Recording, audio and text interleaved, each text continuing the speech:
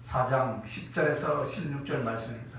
에스더 구약성경 제가 가지고 있는 성경 754페이지입니다. 에스더서 4장 10절에서 16절.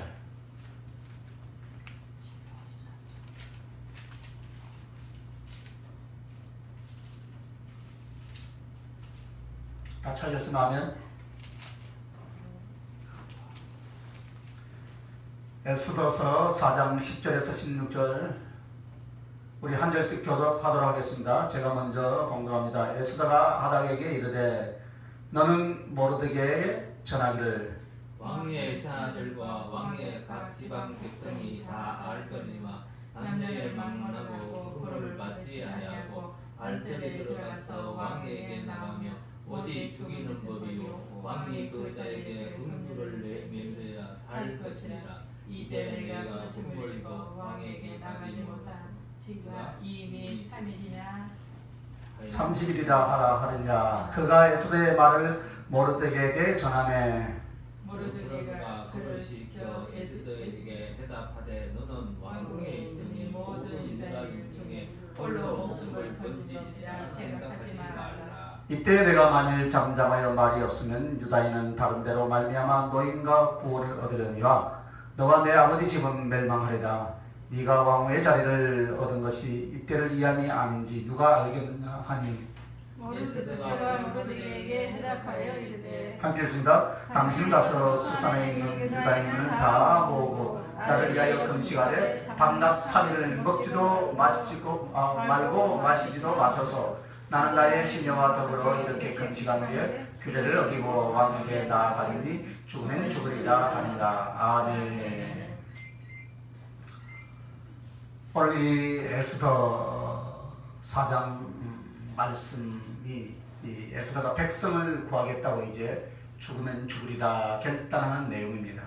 이 내용을 통해서 오늘 주님께서 우리에게 가고 오지 못하는 것이라 라는 말씀의 제목을 주셨는데 그것은 지나간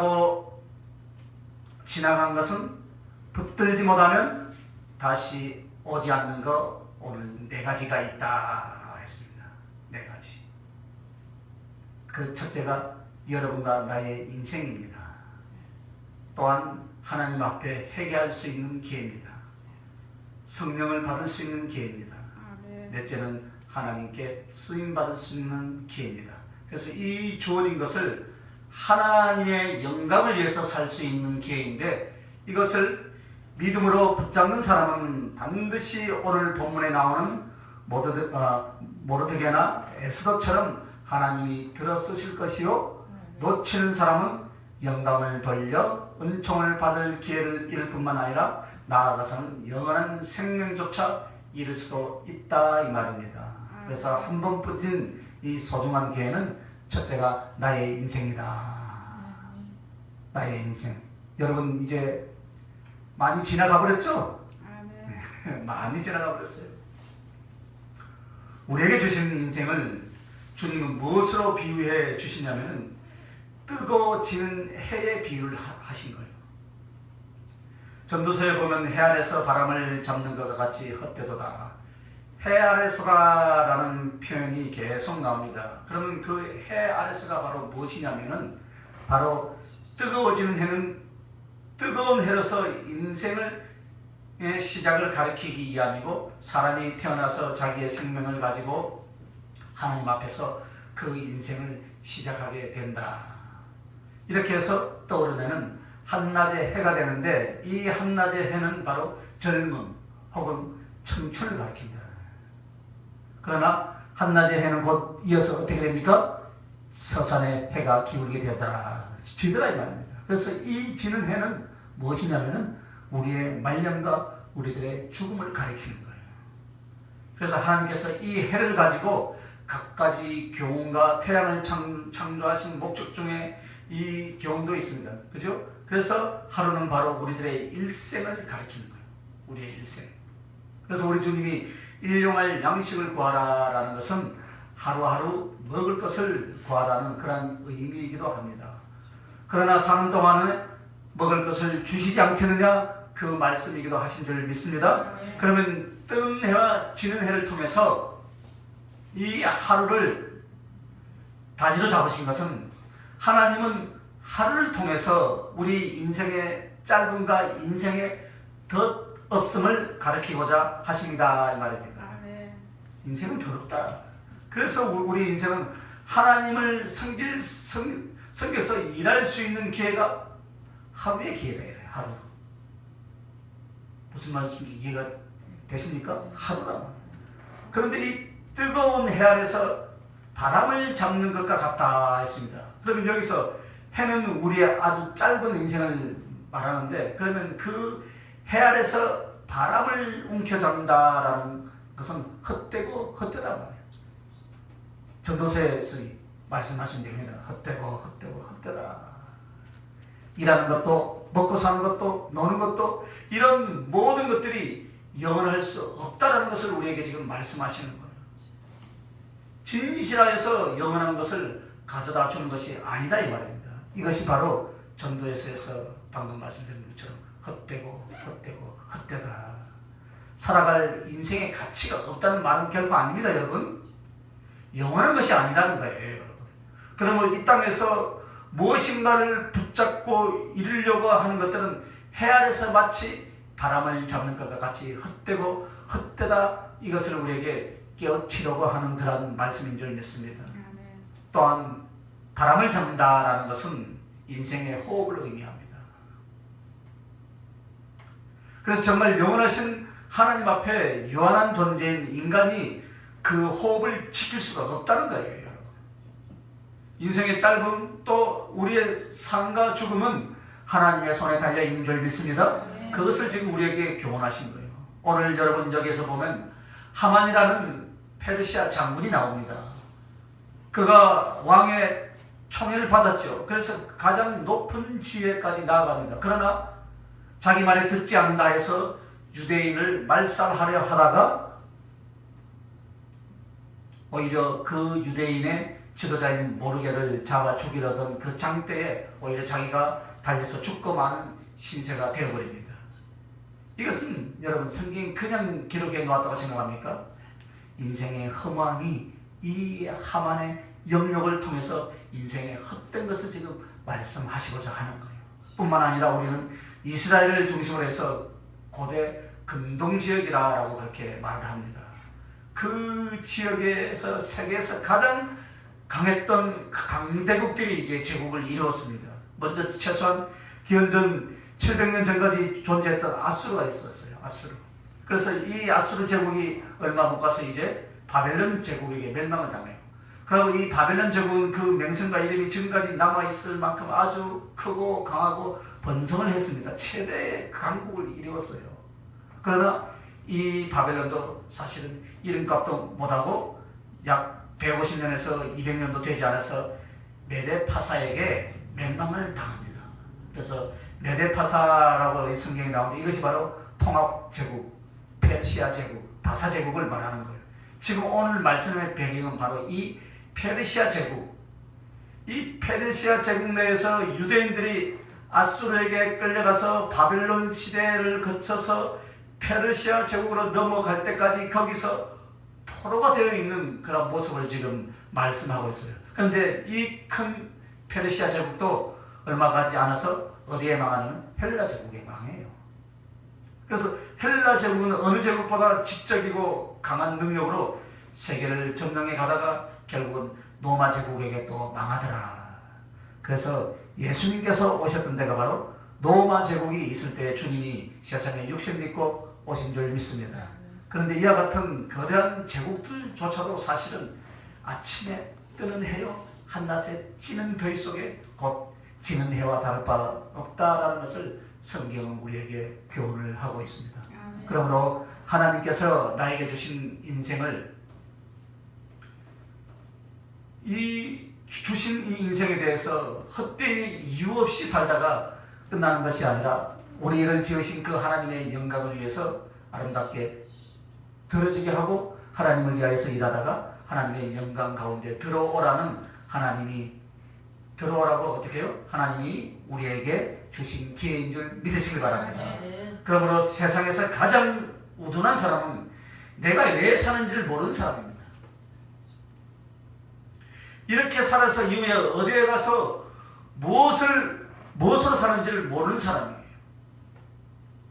오직 진리이신 하나님의 말씀은 우리가 하나님께 지음을 받았고 하나님의 다스림을 받다가 하나님 나라에 갈 존재임을 가르쳐주고 이를 기꺼이 순종하는 자가 그 인생을 하나님 앞에 값지고 아름다운 기회로 쓰임받는 사람인 줄 믿습니다. 아멘. 이것이 곧 무엇입니까? 나의 인생이었다. 그러나 지나가 버리면 뭐라고요? 가고 오지 않는다. 한갑 지났죠? 죄송합니다. 다시 한갑이 옵니까? 안 오죠. 두 번째는 회개할 수 있는 기회. 이스라엘 민족이 북이스라엘 쪽인 기원전 700년 전대에 아수르 제국에게 멸망을 당해서 끌려갑니다. 그리고 남은 남쪽 유다도 결국에는 바벨론에게 멸망을 당하여서 끌려갑니다. 이스라엘의 역사는 이렇게 되었습니다. 그러면 왜 이런 일들이 왜 있는가? 그들이 하나님을 직접 만나서 하나님의 말씀을 받고 하나님을 섬기고 하나님께 예배를 드리고 하나님의 능력과 각별한 그 사랑을 받으면서도 우상 숭배와 각종 그 악에 빠져서 그 타락함이 말로 할 수 없는 그런 깊은 현상으로 계속 역사를 이어가게 된다 이 말입니다. 그래서 각가지 하나님의 징계와 연단과 회개의 기회를 주지만 그들이 그때 회개하지 않았다 이 말입니다. 그래서 더 크고 강한 징벌을 주었는데 이것이 바로 유대인들의 멸망이었어요. 그래서 지금 이들은 페르시아 제국의 포로로 가 있는 신세인데 하나님께서 이 이스라엘로부터 오늘에 이르는 성경 말씀을 주는 모든 사람들에게 그들의 죄에 대해서 회개하여 하나님과의 바른 관계와 하나님의 생명을 얻을 수 있는 기회를 주시는데 이 기회를 잡지 못하는 사람은 구원을 얻지 못한다 이 말이에요. 옛날에 어떤 책을 통계해 보니까 우리나라 국민요 지금은 한 10년 전에 85% 정도가 한 번쯤 교회를 다니거나 출석을 한 적이 있다고 그럽니다. 85%. 그런데 다 복음을 한번 들어봤어요. 그냥 가서 친구 때문에 가서 초청 잔치 때 다 한 번쯤 나가봤다 이거예요. 그러나 실제로 성령으로 거듭나서 하나님의 친자녀가 된 사람은 10분의 1, 100분의 1이나 될까요, 여러분? 이것은 하나님의 말씀을 듣고 그 부르심에 대해서 회개할 기회를 받았지만 회개하지 못했기 때문이다 이 말입니다. 어떤 것으로 나중에 가서 변명할 수가 없겠죠, 그죠? 오늘 주님께서는 회개할 수 있는 기회에 제일 먼저 회개가 바로 무엇이냐면 예수 그리스도를 영접할 수 있는 기회다 이 말입니다. 아멘. 교회 다니면서도 하나님을 제대로 못 만난 사람들에게는 그 시간이 예수님을 영접하고 회개할 수 있는 기회다 이 말입니다. 할렐루야. 아멘. 예수 그리스도를 영접할 수 있는 기회. 저도요 중학교 1학년 때요 친구가요 지금 말레이시아로 지금 선교사 필리핀에서 17년 선교사가 총 4방 맞고 병원에서 죽다 살아가지고 다시 필리핀에 못 들어가고 말레이시아에서 계속 지금 선교를 열심히 하고 있는 20몇 년째 지금 30년. 그 친구가 교회 가자더라고. 한 친구는 지금 캐나다에 지금 이민 가 있고. 그래서 나가서 그때 가만히 생각하니 그때가 초천장치인 것 같아. 그런데 그들이 주일날 내는 배가 고파서 짜장면 사 먹자니까 주일날 무슨 짜장면 사 먹냐고 막 혼내더라고. 그래서 저는 주일날 돈 안 쓰는가 보다. 다 눈치만 봤죠. 그래서 교회를 나간 적이 있었어요. 그런데 사실 그 앞전에는 매년 성탄절날 되면 그때 빵 줬잖아요. 빵 얻어 먹으러 사실 나갔어요. 초등학교 때 빵 얻어 먹으러. 그러나 어른이 되어서는 신앙생활을 하지 않았습니다. 그러나 하나님께서는 수많은 기회를 줬죠. 수많은 기회를 주고 저에게도 예수 그리스도를 영접할 수 있는 기회가 있었어요. 그래서 그런데 나는 나중에 종교가 뭐냐 하면 기독교라고 해야 되겠다 할 정도까지 하면서 다른 사람들 교회 나가라 했지만 제가 안 나갔어요.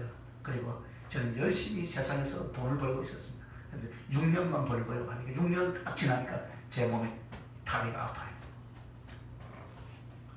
다 계산을 6년 됐는데 약속대로 안 오니까 하나님 다리가 아파. 그래서 깨닫고 돌아와서 오늘 이 자리에 서 있는 거예요.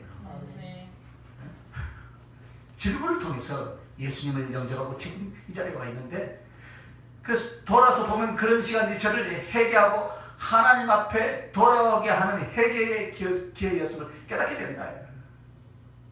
할렐루야. 영접해서 깨닫게 한다는 거예요.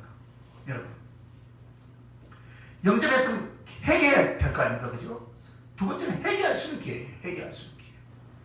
사람은 예수님을 영접하여서 하나님의 자녀가 됩니다. 그래서 영생을 얻고 하나님의 말씀과 성령을 받습니다. 즉 하나님이 나 같은 죄인 안에 거하셔서 생명이 되고 피가 되어서 살아가게 해주신 줄 믿습니다. 그러나 그 뒤에 우리가 육신적인 생각과 삶 속에서 죄를 범하게 되죠. 그죠? 그래서 혹도 흔들리고 방황할 때도 있다 이 말입니다.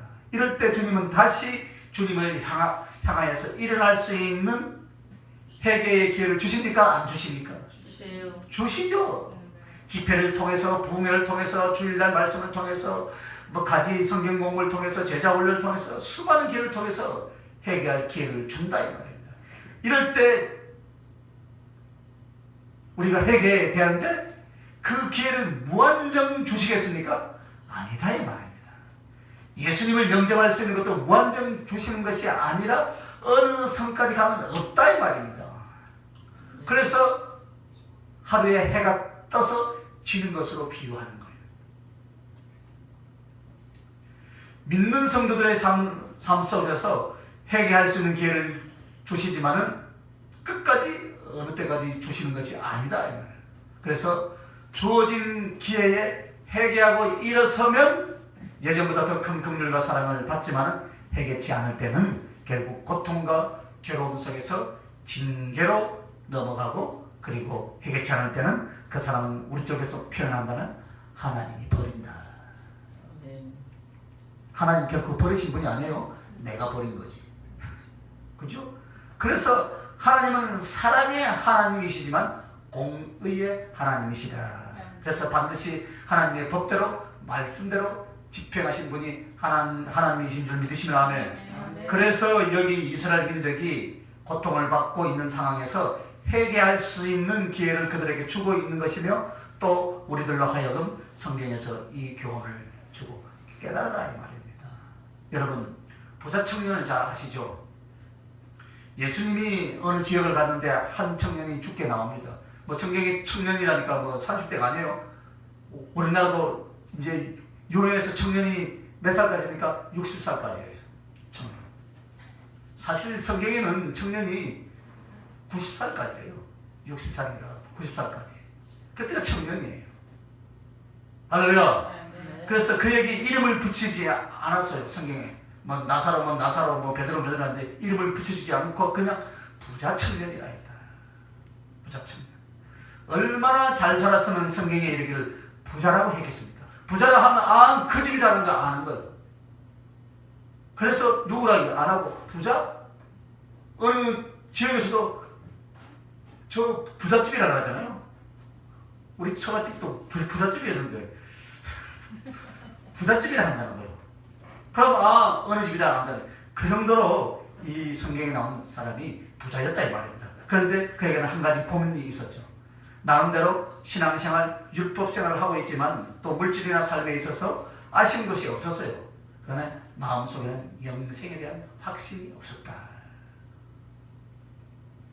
오늘 교회 다니고 세상 것도 누려도 마음속에 예수님께서 나를 위하여 죽으시고 나는 그분으로 인하여서 하늘의 생명을 얻어서 지옥 갈 자가 저 천국을 얻었노라 하는 그런 확신 속에 감격과 기쁨과 소망이 없는 그리스도인과 똑같은 현상이었다 이 말입니다. 그는 유대인이요 하나님을 섬기는 사람이었어요. 하나님의 말씀대로 살아보려고 하는 나름대로 흔적이 있었던 사람이다 이 말입니다. 그런데 영생의 확신이 없었어요. 왜 그랬을까요? 그것은 주님과 말씀 속에 여실하게 증거가 됩니다. 이 사람이 주님께 나와서 묻기를 영생을 얻으려면 무엇을 하여야 됩니까? 할 때 주님께서 말합니까? 주님께서 주신 말씀이 네가 계명을 지켰느냐? 이렇게 예, 계명은 어려서부터 잘 지켰습니다. 그러나 네게 부족한 것이 있다. 너가 가지고 있는 너의 소유를 전부 다 팔아서 가난한 자에게 나눠주고 너는 나를 쫓으라. 그래야 하면 하늘에서 상이 있을 것이다.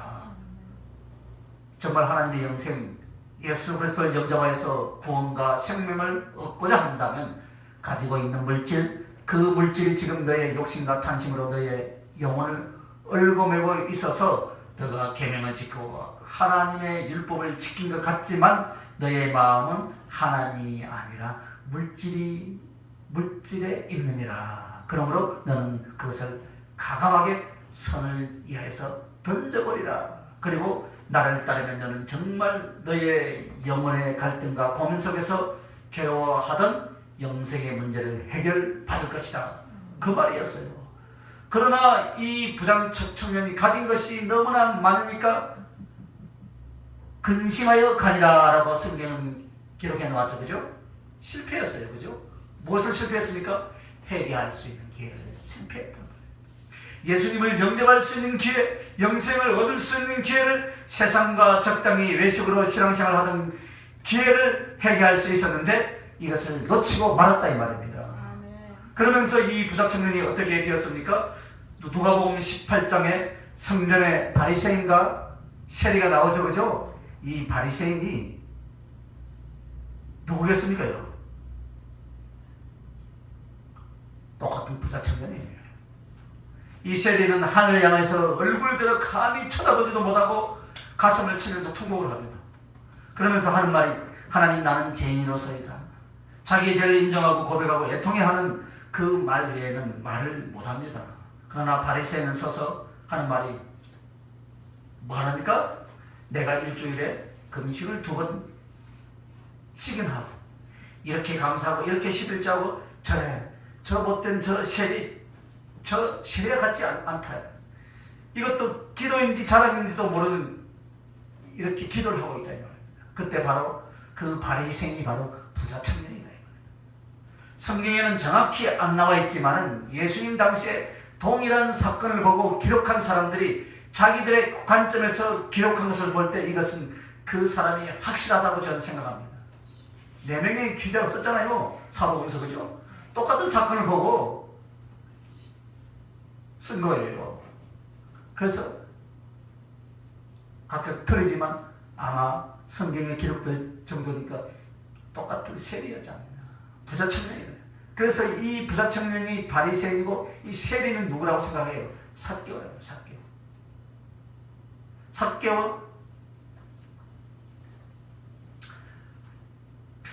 그래서 이 삭개오가 회개하는 애통함을 인하여서 의롭다함을 받지만은 이 부자는 어떻게 됩니까? 의롭다하심을 받지 못하더라 이 말입니다.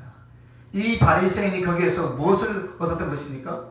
눈물로 애통해하는 새를 보면서 자기 자신을 비교하여 회개할 수 있는 기회를 주셨던 거예요. 그러나 그 바리새인은 세리를 정죄하기는 했지만은 나는 저보다 악한 외식자라는 것을 깨달으라고 주셨던 그 기회를 놓치고 말았다 이 말입니다.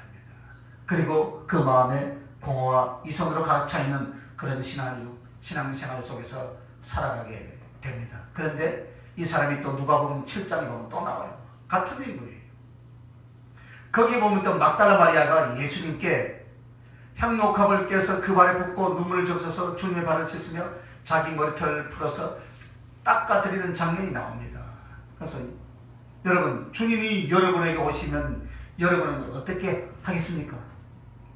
오늘 주님께서 여러분의 집을 방문했다면 여러분은 어떻게 하겠습니까? 만약에 오늘 이 자리에서 주님이 지금 왔다면 그거보다 더 큰 영광은 없겠죠, 그죠? 만약에 왔다 하면 여러분 무슨 말을 하고 싶어요? 권사님 이야기하면 오늘 왔다. 주님 보고 싶고 사랑한다. 그렇지. 할렐루야. 그래요. 왜 이제 왔어요? 그럼 우리 주님은 야 나는 날마다 네 곁에 있었다라고 할 말이 없잖아요. 그런데 우리 자식이 어떻게 될까요? 물으실 수도 있다 이 말입니다. 누가요? 우리 사모님이 혹시나 정말 주님 앞에 가면 여러분 무엇을 했습니까? 배고쳐달라 하겠어요 지금? 자식 부탁하겠어요? 안 하겠죠, 그죠? 그래 할 수도 있어야 되죠. 사람은 각자의 마음입니다. 그런데 살아계신 주님이 지금 우리 자리에 나타났다면 그런 거 안 하겠죠. 그 사람처럼 정말 보고 싶었습니다. 더 사랑합니다. 그래서 눈물이 나올 거 아닙니까, 그죠? 그래 정상이에요. 그런데 또 보다 이제 내 자식이 어떻게 될까요? 야, 그건 저 문목사한테 가서 물어봐. 그게 오히려 더 낫겠죠, 그죠?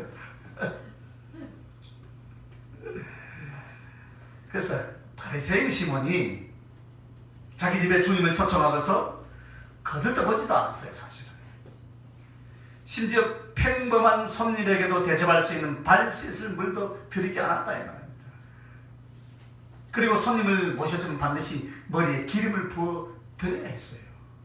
이스라엘의 머리에 기름을 붓는 것은 어떤 선택과 이임을 위해서도 하지만 손님을 접대할 때 뜨거운 지역에서 그 머리에 기름을 붓는 것은 첫째로 향을 내서 좋고 또 하나는 뜨거운 햇빛에 보호되고 머리를 차분하게 해서 멋을 내서 좋고 그래서 아주 값비싼 향유를 손님 머리에 부어드리는 것이 그 당시의 최고의 예우였습니다.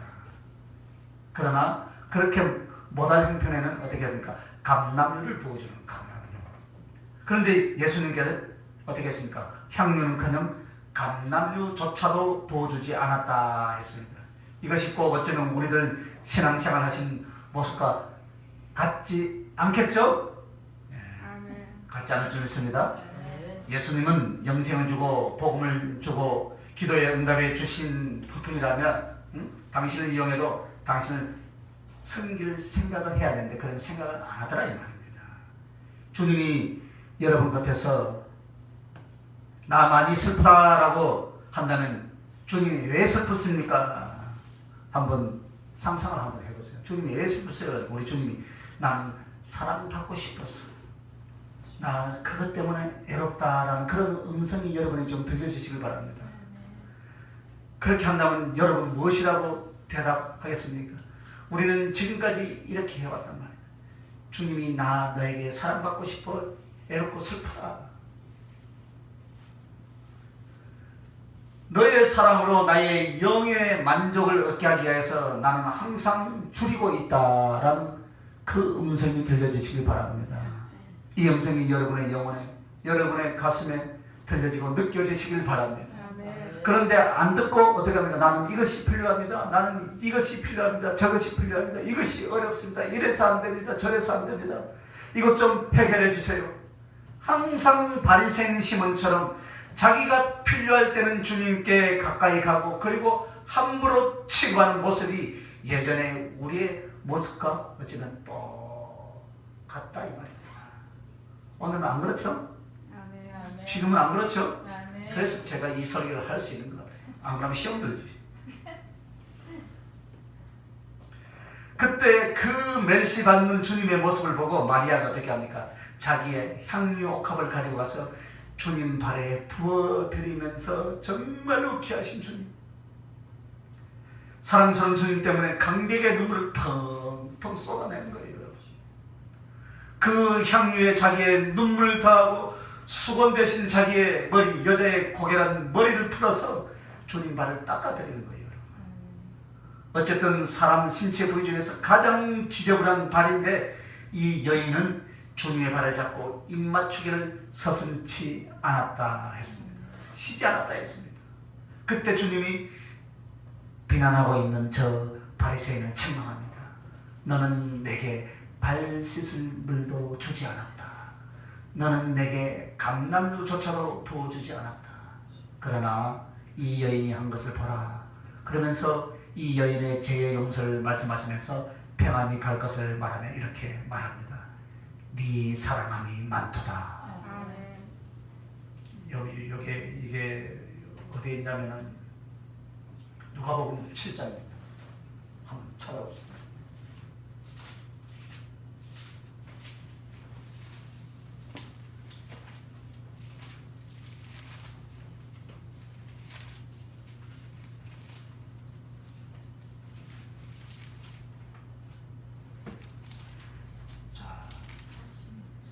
누가복음 7장 44절 봅시다. 자, 그 여자를 돌아보시며 시몬에게 이르시되 이 여자를 보느냐?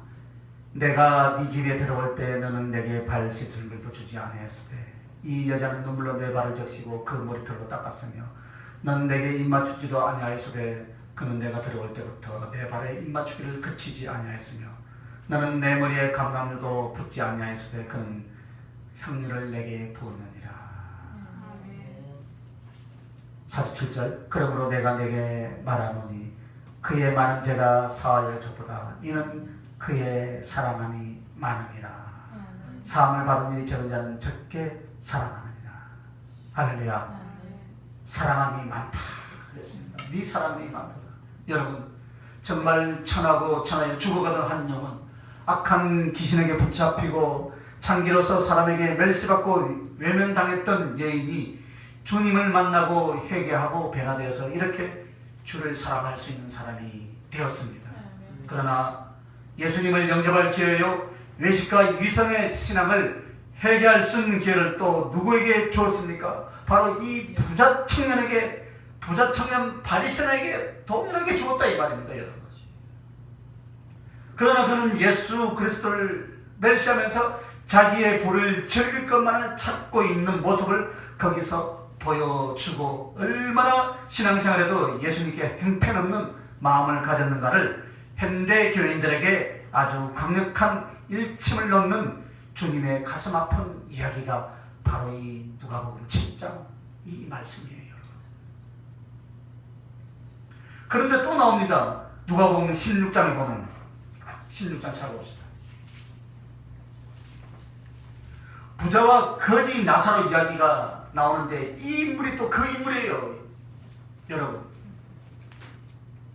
물론 또 학자들은 다른 주장을 한다고 말씀하지만 제가 오늘 여러분에게 말씀을 드리기 위해서는 이 인물이 그 인물로 저는 믿습니다. 그래서 그는 자기가 가지고 있는 물질을 가지고 결국 어떻게 사느냐면 가난한 사람들에게 나눠주거나 예수 그리스도를 쫓는 것이 아니라 그것 때문에 오히려 날마다 호화로이 연락하며 방탕생활에 빠지게 된다. 그러나 그 집 앞에 있는 거지가 있어서 버려지는 음식 쓰레기를 주워 먹고자 해도 제대로 먹지 못하여 비참한 모습이었다. 분명히 주님은 거지를 통하여서 그에게 경고를 합니다. 이 물질을 누가 주었는가? 이 물질을 누가 주었는가? 지금 너가 먹고 마시고 화롭게 연락하는 거 누가 주었느냐? 봐라. 너희 집 앞에 지금 거지가 있다. 내가 물질을 줄 수도 있고 빼앗을 수도 있다. 그러더니 나사로가 얼마 있다 죽었잖아요. 이것도 이 부자 청년에게 회개할 수 있는 기회였어요. 할렐루야. 인생이 얼마나 짧고 얼마나 험한 걸 보라. 너희 집 앞에 있던 나사로가 죽었다. 그 다음에는 누구 차례냐? 다음에는 너다 이 말이에요. 할렐루야. 그래도 회개하지 않았다 이 말입니다. 그러자 결국에는 그에게도 죽음이 왔더라 이 말입니다. 끝난 것입니다. 뭐가 끝났습니까? 예수님을 영접할 기회도 하나님께 거짓 신앙을 회개할 기회마저도 끝나버렸다 이 말입니다. 그리고 정신 차리고 눈을 뜨고 보니까 어디였습니까 여러분? 할렐루야. 아브라함에게 이야기 손가락에 물 한 방울이라도 적셔서 좀 내 목 좀 추게 해달라. 어딥니까? 유황 불구덩이지. 왜 성령은 이것을 미리 우리에게 가르쳐 줍니까? 여러분과 나에게, 내 사랑하는 가족들에게 이런 비참한 존재가 되지 말라라고 이 말씀을 먼저 우리에게 가르쳐 주신 거예요, 여러분. 그래서 주님은 내 인생 자체가 기회이고, 할렐루야. 또 내 신앙 속에서 계속 주님을 영접하여 세상과 제 특별한 외식과 위선적인 신앙생활, 껍데기와 몸뚱이만 교회에 다니는 신앙생활을 철저하게 회개시킬 기회를 자꾸 주시는 것입니다. 그러나 해가 지고 나면 없습니다. 그래서 오늘 본문 3절에 보면 이 유대인들이 몰살을 당하게 되었어요. 왕이 명하여 하만이라는 장군에게 모든 사람들이 다 엎드려 절을 하게 했습니다. 그런데 유대인들은 살아계신 하나님 외에는 경배를 안 합니다.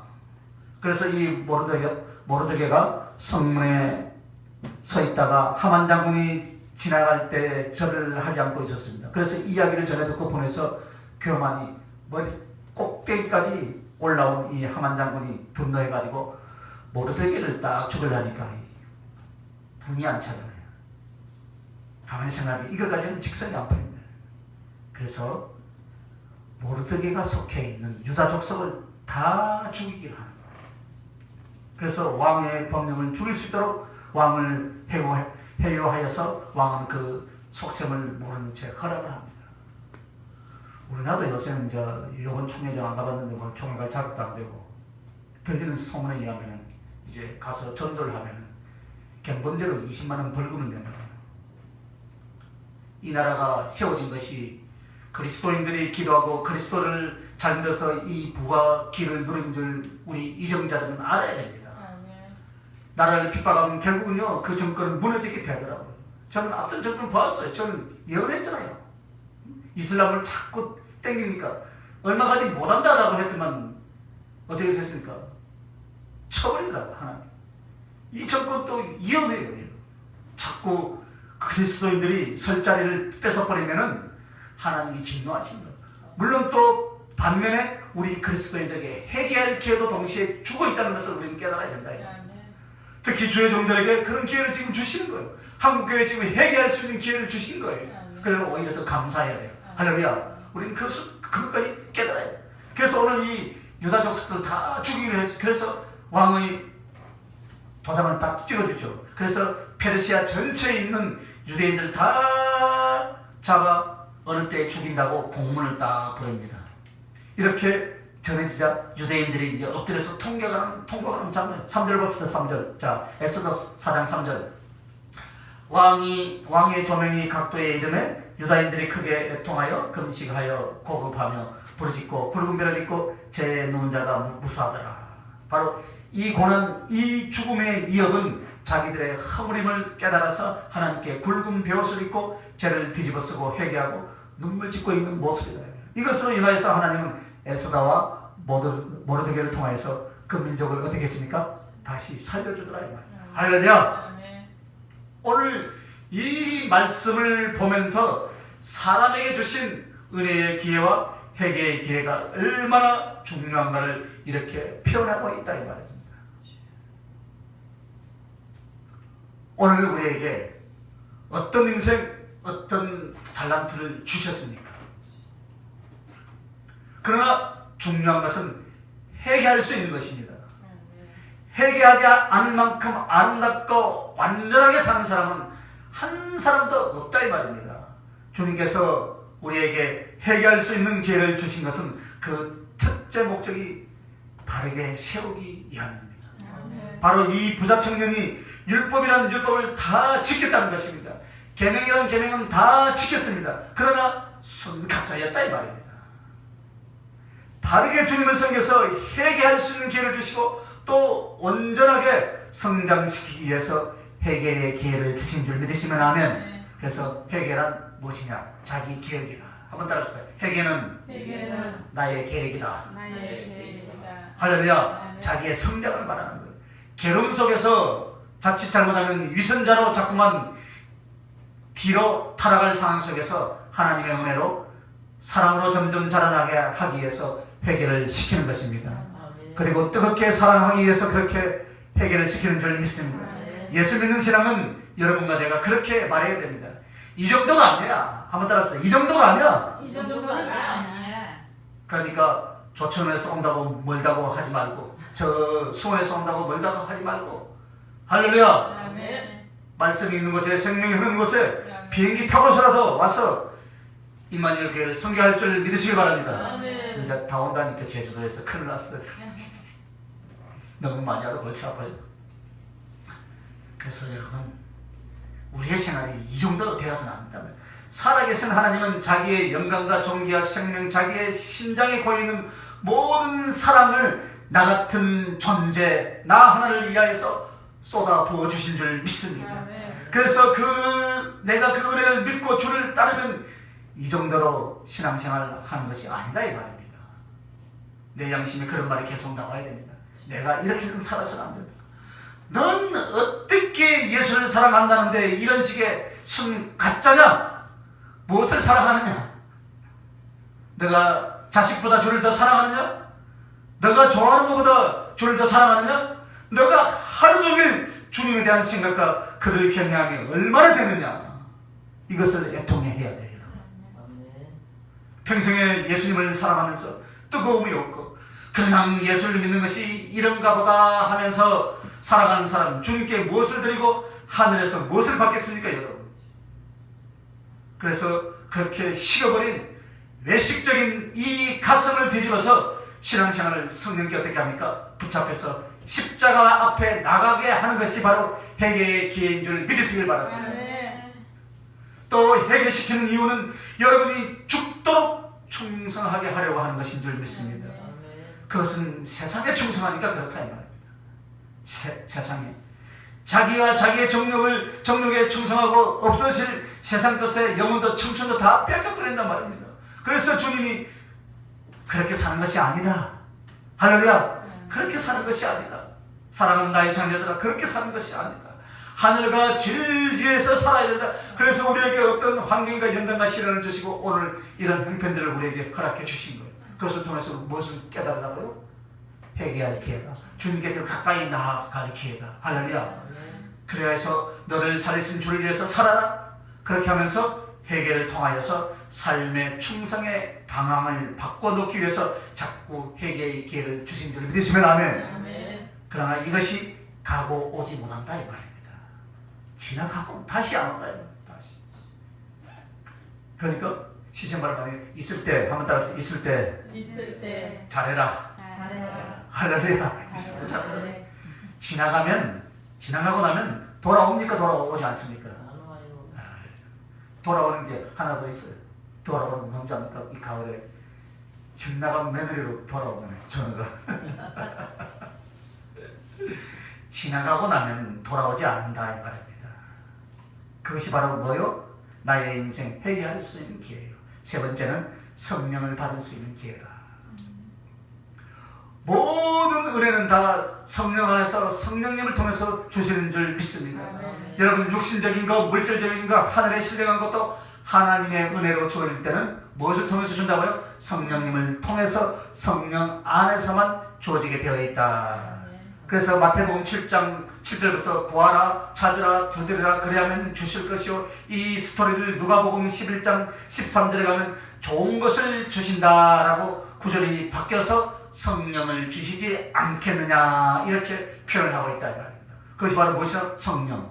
그 말은 정말 하나님께서 우리가 구하는 것을 응답하여 좋은 것을 주시는데 바로 그것을 성령님을 통하여 주시기 때문에 성령님으로 채워지는 것이 가장 좋은 것이고 우리가 구할 것 제1호가 무엇이라고요? 성령이다.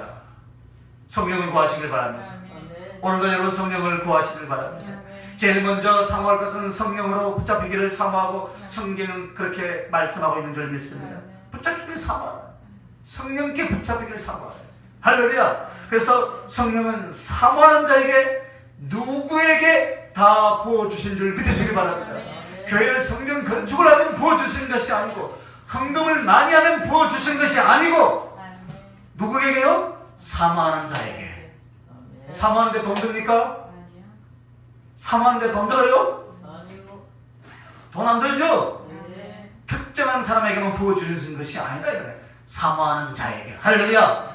그리워하는 자에게 부어주신 줄 믿으시면 아멘. 그래서 오늘 하나님의 성령은 누구에게나 주님을 사모하고 그 성령을 사모하는 누구에게나 불같이 부어주실 수 있습니까? 아멘. 맞아요. 성령님의 소원은 여러분에게 들어가서 여러분을 성령으로 완전히 사로잡는 것이 삼위일체 하나님의 소원인 줄 믿으시면 두 손 들고 아멘. 할렐루야. 이제 좀 있으면 끝나요? 좀 참으세요. 그런데요, 우리는 그 성령을 크고 작게 부어주실 수 있는 기회가 얼마든지 왔지만 어떻게 합니까? 이것을 자꾸 놓쳐버렸죠. 많이 놓쳐버렸죠, 그죠? 저 옛날에 텐트 들고 기도원 다닐 때가 전 그때도 놓쳐버리고.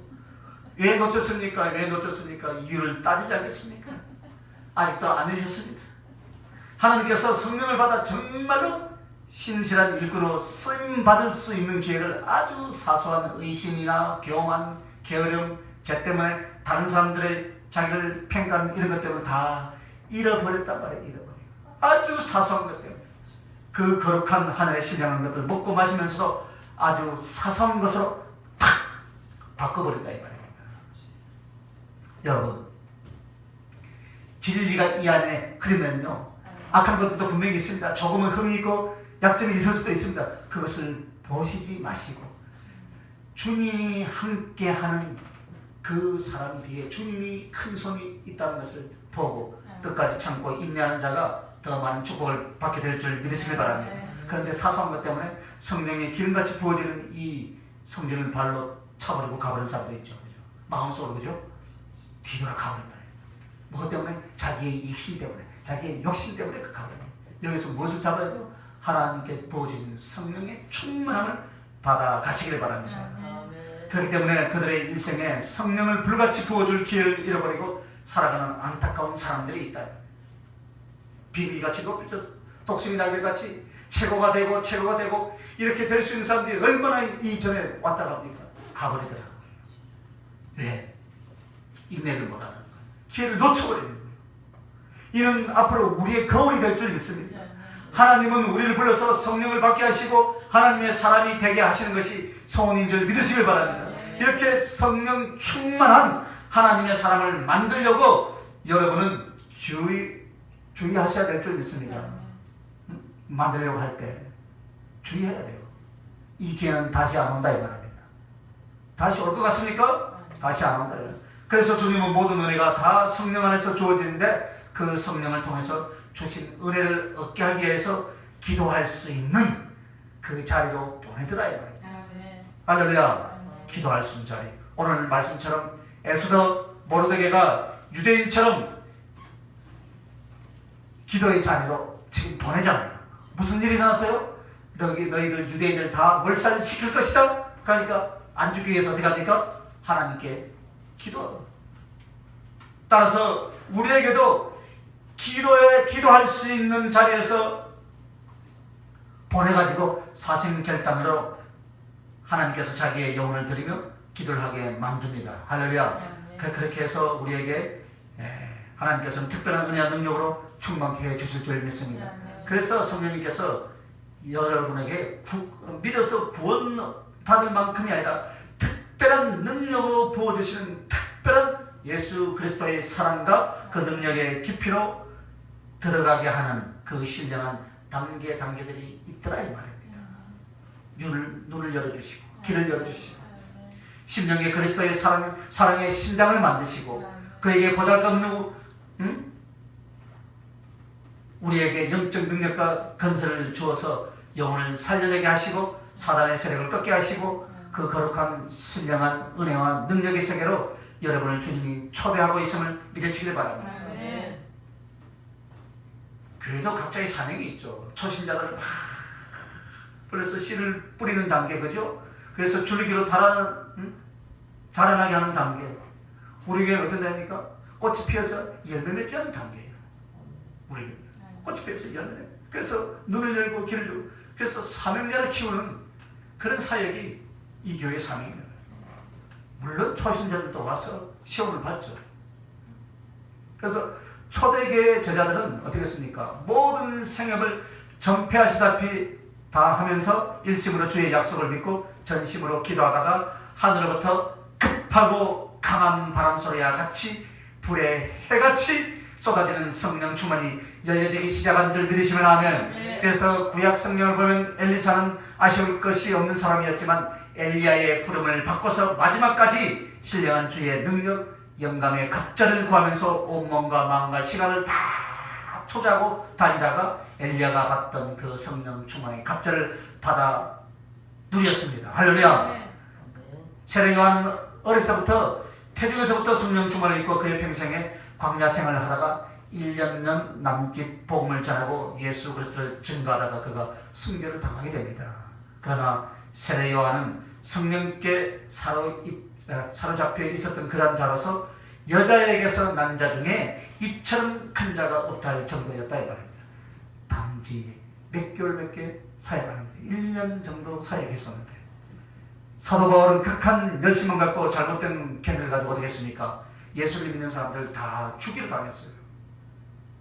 그렇게 하다가 예수 그리스도를 만나며 성령 충만의 부흥을 받자 목숨을 걸고 마지막 순간까지 세계 곳곳에서 선교사로서 복음 전파자로서 크게 쓰임을 받았습니다. 그러나 지금까지 열거했던 이 사람들에게 주님이 성령을 부어서 쓰시는데 성령을 부어주시고 부를 때 만약에 거역했다면 그들은 아마 성경에 기록이 되어지지 않았을 것입니다. 오늘 저는 우리들의 모습입니다. 주님이 안타깝게 말씀하신 것은 한 번 기회라, 마지막 기회로서 하나님은 인내하고 믿는 자에게 반드시 부어 쓰실 줄 믿습니다. 그러므로 오늘 이 말씀을 주시면서 끝으로 이 말씀을 주십니다. 네 번째는 하나님께 쓰임받는 기회다. 가고 오지 못하는 것이 무엇이라 했습니까? 나의 인생 가면 안 옵니다. 회개할 수 있는 기회 한번 가면 안 옵니다. 성령을 받을 수 있는 기회 가면 안 옵니다. 할렐루야. 다음에 올 때는 약하게 온다 이 말이에요. 약하게. 그리고 하나님께 쓰임받을 수 있는 기회도 어떻게 합니까? 약하게 온다 이 말입니다. 약하게. 저도 세월이 다 지나고 어디 갔다 왔는가 할 말이 없어요. 부끄럽죠. 늦었다는 건 돌아서 보니까 그때가 늦은 것이 아니고 가장 빠른 때였는데 마다가 지금까지 이렇게 하고 있었는지 하나님 앞에 참 부끄럽고요. 요즘은 고기도 못 들겠어요. 아마야. 아멘. 할 말이 없어요. 할 말이. 사람 앞에도 할 말이 없고 우리 친척 형제들한테 할 말도 없고 해놓은 것이 없어요. 그러나 열매를 바라보기 때문에 아직도 이 절망 가운데 저는 달려가는 줄 믿습니다. 그러니까 오전 설교는 누구를 위해서 한 걸 저를 위해서 한 거랍니까? 할렐루야. 오늘 이 말씀도 저를 위해서 한 거예요. 얼마나 힘이 됩니까? 소망이 있잖아요. 맞죠? 목사님? 소망이 됩니다. 하나님께 쓰임받을 기회가 있어요. 하나님께 쓰임받는 사람은 네 가지 종류로 디모데전서에 말합니다. 금그릇, 나무그릇, 질그릇. 디모데전서 3장에 나오죠. 5절에서 15절 말씀이 그죠? 나무그릇은 거듭나지 못한 사람, 질그릇은 겨우 구원받아서 하찮게 쓰임받는 그런 사람이라면 금그릇이란 아주 귀하고 이대하고 아름답고 크게 아름답게 쓰임받는 사람인 줄 믿습니다. 어쨌든 하나님은 그 사랑하는 자들을 쓰시고자 구원하신 뒤에는 반드시 쓰시기 위해서 부르신다 이 말입니다. 그래서 우리는 예수를 믿어서 구원받는 것이 궁극적인 목적이 아니에요. 예수를 믿어 은혜를 얻고 이제는 그분을 사랑하며 그분의 영광을 위해서 쓰임받고 하늘에 당당하게 들어가서 그 주님의 사랑의 보좌 앞에 나가는 것, 이것이 목적인 줄 믿으시길 바랍니다. 그러므로 내게 주신 시간을 가지고 하나님께 쓰임받는 것만이 세상에서 절대적 소망이 되시길 예수님의 이름으로 축원합니다. 그 외에는 필요가 없다 이 말입니다. 그런데 여기에 보면 에스더가 유다 민족을 구원할 수 있는 기회로 지금 부름을 받았습니까? 부름을 받았단 말입니다. 그죠? 일찍 부모를 여의고 삼촌 모르드게에게 양육을 받습니다. 그런데 어느 날 이 페르시아 제국의 왕을 뽑는데 거기에 나가서 선벌이 되잖아요. 차출되었습니다. 그리고 왕이 에스더를 보는데 왕의 마음에 주님께서 감동을 주셔가지고 여호와 하나님께서 감동을 주셔가지고 왕의 마음에 사랑스럽게 보이고 그러니까 왕의 자리에 앉았다. 그래서 무척 사랑을 받고 있었습니다. 주님이 이렇게 역사하신 거예요. 할렐루야. 그래서 이 왕으로 에스더를 나가게 한 것은 유다 민족을 이용할 때에 이 에스더를 통해서 하나님의 뜻, 하나님의 일을 하고자 하심이었는 줄 믿으시길 바랍니다. 문제는 있었죠. 문제. 언제나 은혜가 있을 때는 문제가 있어요. 어떤 큰 문제가 있습니까? 한 달 동안 안 불러주었어요. 왕후이면서도 임금이 오라고 부르지 않으면 그 궁정에 들어가서 왕이 금홀, 그러니까 왕이 손을 잡아주지 않으면 시대가 잡아 죽이게 되어 있어요. 그래서 왕의 얼굴을 본 지 30일이 지났다라는 것은 지금 왕이 지금 에스더를 찾습니까? 찾지 않습니까? 찾지 않는 상황이다. 눈을 어디다 돌렸어요? 다른 여인에게 돌려버렸어요. 그러면 내가 가서 죽는다. 누가요? 에스더가 죽어요. 그죠? 그것을 지금 말하는 거예요. 그럴 때 모르데가가 14절에 보면 이때 네가 만일 잠잠하여 말이 없으면 유다인은 다른 데로 말미암아 노인과 구원을 얻으려니와 너와 네 아비 집은 멸망하리라. 네가 왕후의 일을 얻은 것이 이때를 이함이 아닌지 누가 아느냐. 할렐루야. 네. 맞습니다 여러분. 에스더가 왕비가 된 것은 하나님의 절대적인 섭리로서 절체절명의 이기에 어떻게 해요? 이스라엘 백성들을 구원하기 위한 도구로서 쓰임받기 위해서 왕후의 지위에 올려놨다 이 말입니다. 그래서 주님이 그곳에 보내주셨던 것입니다. 그런데 자기의 목숨에 위협이 왔다고, 삶에 어려움이 온다고 하나님께 쓰임받을 수 있는 기회를 저버리면 어떻게 된다고요? 멸망이 된다 이 말입니다. 대신 촛대는 다른 데로 옮겨 다른 사람을 통해서 구원하겠다 이 말이잖아요. 여러분 생각해 보시기 바랍니다. 예수님이 십자가를 지고 골고다 언덕을 오르실 때 더 이상 갈 수 없게 되자 구레네 동네 사람 시몬을 불러다가 십자가를 지게 했습니다. 그때 시몬이 어떻게 했습니까? 나 하기 싫어요 하고 도망가 버리겠죠. 갔다 하면 어떻게 되겠습니까? 그 가족과 자기도 구원을 받지 못했을 것이며 쓰임받는 일이 없었을 것입니다. 그러나 바울 서신에 보면 그는 바울이 청가한 한 사람으로서 기록이 되어 있습니다. 그 가족이 예수를 영접했다고 유대 전승에도 기록되어 있으며 시몬과 복음 전파의 한 사람으로서 성경에 기록되는 영광을 누리고 있는 것입니다. 오늘 여러분 생각해 보시길 바랍니다. 어떤 사람에게 주님이 십자가를 주었습니다. 아들아, 내가 너를 위하여서 십자가를 졌는데 이제는 너가 이 십자가를 지고 다른 영혼들을 구원하며 나를 증거해 달라라고 그렇게 부탁을 했습니다. 그런데 가감하고 용감하게 아유 무겁고 힘들어요. 내 나이가 지금 얼마인데 내 나이가 어때서 그 노래는 또 잘 불러요. 그죠? 이거 필요 없습니다. 내가 지금 나이가 얼마고 지금 집어 던져버립니다. 필요 없습니다. 그 사람에게 하나님의 은혜가 계속되지 않을 줄 믿습니다. 결국에는 그는 하나님이 맡겨주신 직분과 충성의 십자가를 져버릴 때에 예수님에 대한 믿음과 사랑과 소망까지도 함께 다 던져버린 것이다 이 말입니다. 그러므로 멸망이 오더라 이 말입니다. 하나님의 가장 큰 징계는 회개하지 않을 때인 줄 믿습니다. 이 사람은 버림을 받습니다. 그러나 정말 회개하고 주님의 뜻대로 살려고 하는데 강력한 징계가 오는 것은 사명을 저버린 사람들입니다. 사소한 죄가 문제가 아닙니다 여러분. 그리스도를 위하여서 일하고 복음을 위하여서 일하라고 하나님의 은혜를 주고 부름을 주었는데 육신과 세상 때문에 가정 때문에 그 길을 저버리고 나면 징계를 받게 된 것을 보게 됩니다. 우리는 이제 단 한 번의 기회를 위해서 부름을 받았습니다. 반드시 믿음과 순종과 인내로 주님 쓰심을 사모하는 자는 주님이 쓰실 줄 믿으시면 아멘. 할렐루야. 쓰십니다. 여러분 이 네 가지가 가면은 다시 오지 않는 것입니다. 그래서 오늘 제목이 가고 오지 못하는 것이다. 기도하십시다. 전능하신 아버지 하나님, 내 인생